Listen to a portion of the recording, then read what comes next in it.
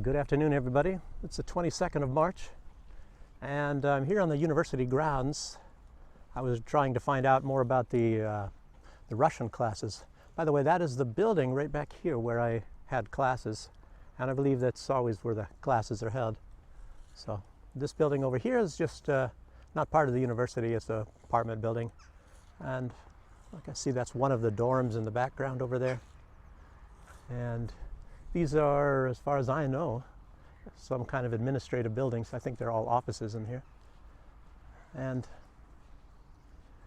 yes, so I went to the lady and she was supposed to have the presentation ready, and they have some sort of, I don't know, some sort of administrative work they need to get done for the university, so she's not having the time to finish that presentation. I guess maybe it should have been done in English, but so I just don't ever know when that's going to happen.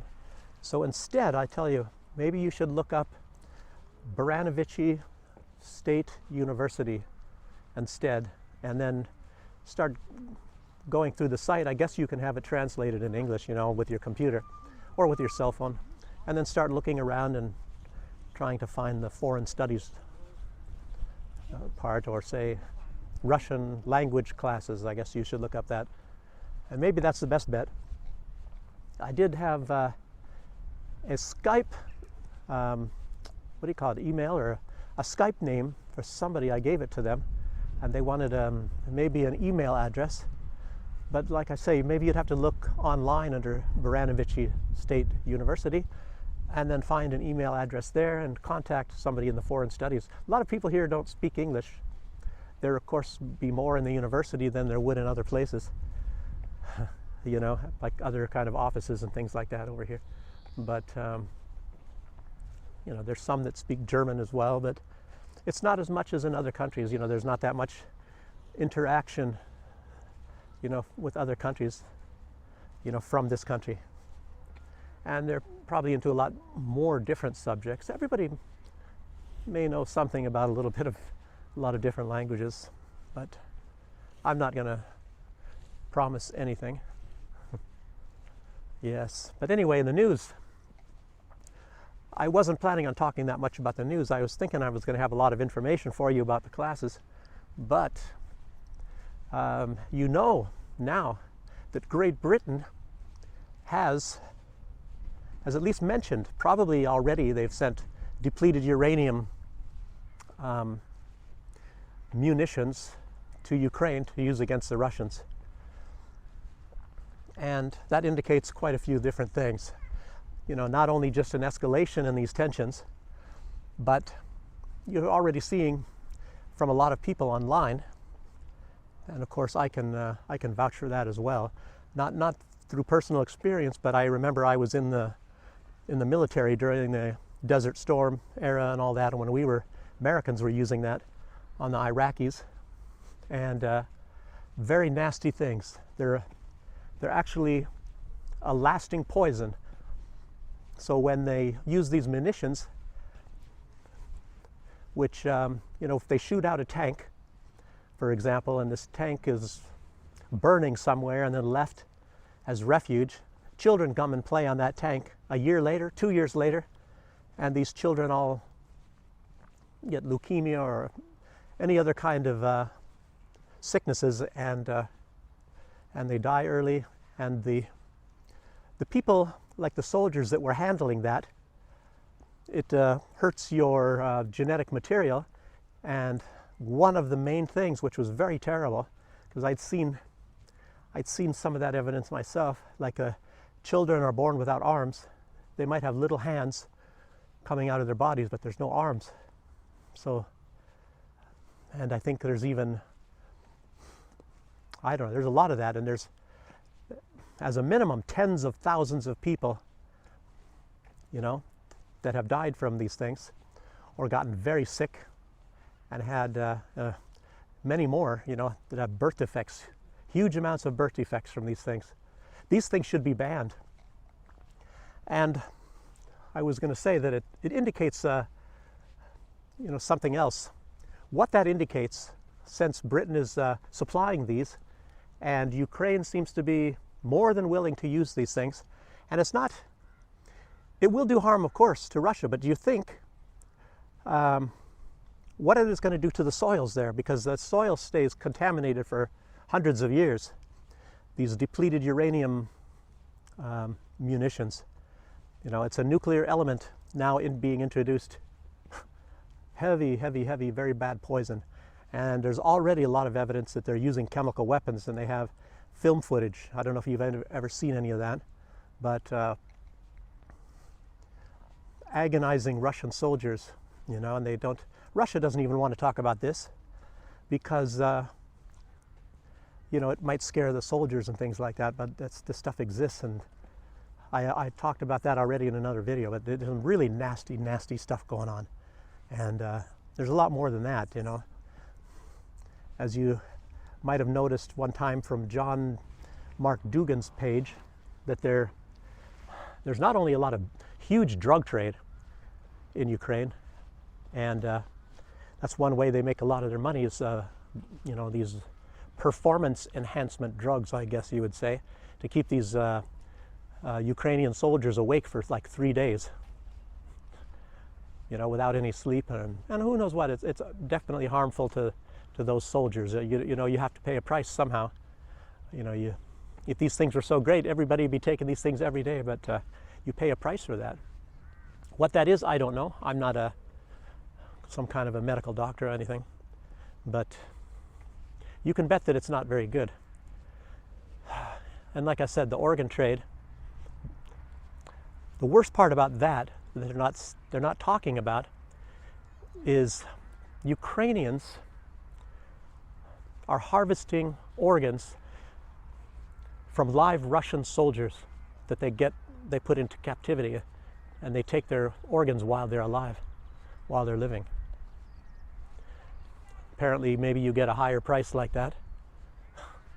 I can even highly, highly suggest on which country they're sending these organs to. It's the same country that was harvesting organs themselves after this earthquake in Haiti.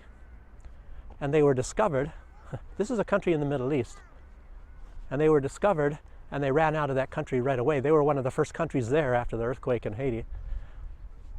And then they skedaddled out of that country right away after they were discovered, like little boys and things going into the tents, supposedly for some minor medical care, and they never came out. And I remember those reports. There's a lot of not so nice things going on in the world, people. And yeah. And sometimes, like I said, with the story with the little bird, if you find that episode that I made, sometimes some people that you think are your enemies are actually your friends. And sometimes who you think is your friend is actually your enemy. Maybe you need to find that story again. Some of you have already heard that. It's a very good story. It would be appropriate if I told it right now. But, to make this video a little bit more efficient rather than telling you the story of the little bird again.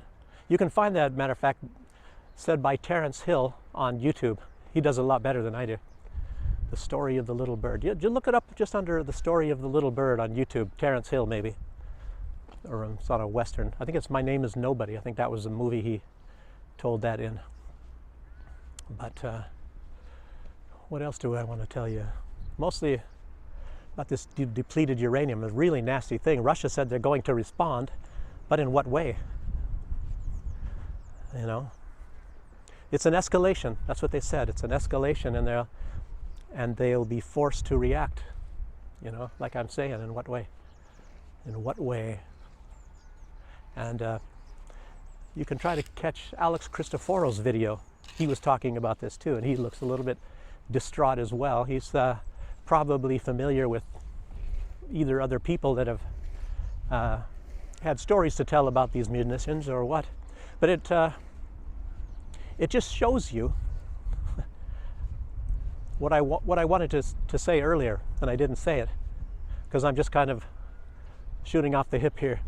But what it tells you is Ukraine is fully aware that they're not going to get that territory back, and the UK knows this as well. So they're poisoning the soil there. So whoever's going to be living there for at least generations is going to be living on poisonous soil. And I don't know that the Ukrainians would want to do that to their own soil, but they're going to be using these munitions. And Russia, of course, does not have any kind of a goal to harm the Ukraine. In reality, they want the war to end. They want to get rid of Nazism. They don't want an enemy vowed to destroy them on their borders. And that's about all that is. You know, they've made it very well known for decades that they hate Russians and they want to kill Russians over there in Ukraine. So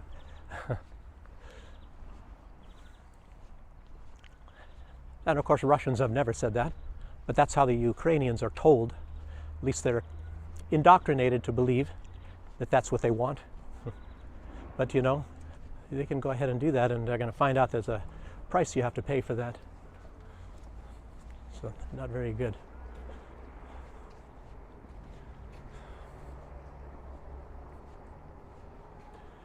Well, if you see a lot of military, because this isn't in the military area, so there's military all around here where I'm at. So like right behind me here too. And most of these buildings, you know, most of them, virtually all of them on that side,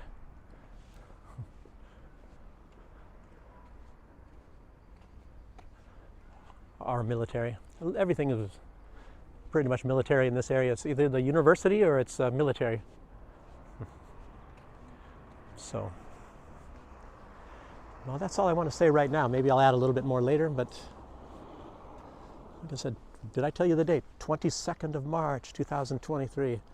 Actually, the temperatures are in the plus now. Looks like we're going to have some good weather. And also, let me say that too. I plan on going to Brest as soon as possible. I say that very often, but it's not completely dependent upon me, you know. As a matter of fact, it's very little dependent upon me. I'm ready nearly at any time. But you know, I don't make all the decisions. I'm not a dictator in a relationship either, so and then we're renovating an apartment, so we have to work around different things. When something is finished, we have to, you know, a lot of times go buy something, you know, get some kind of a maybe tile or floor, what do they call it, edging, floor edging, or baseboard wood or something like that. I don't know, things like that. So, oh, here's a nice looking soldier coming. Don't know if you can see, but yeah, that's all.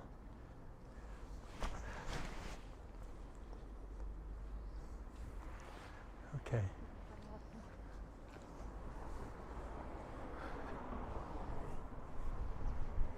Sorry. Anyway, so oh, another thing, I saw Mike Jones and John Mark Dugan and Masha, the translator, on a Russian show, and I guess you'd have to turn into Earl Grey, look on his site to get to see that. There's another female Russian or a Belarusian soldier over there.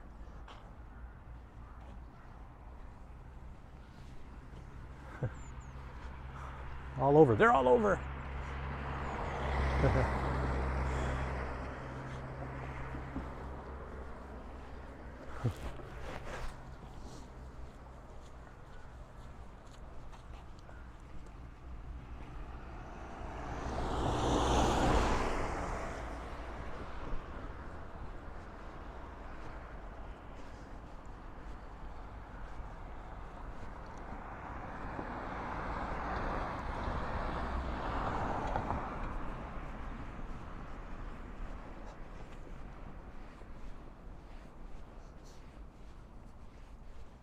Also, keep your eyes on what's going on with this meeting with Vladimir Putin and Xi Jinping, and this banking crisis, I guess if that's what it is in the United States.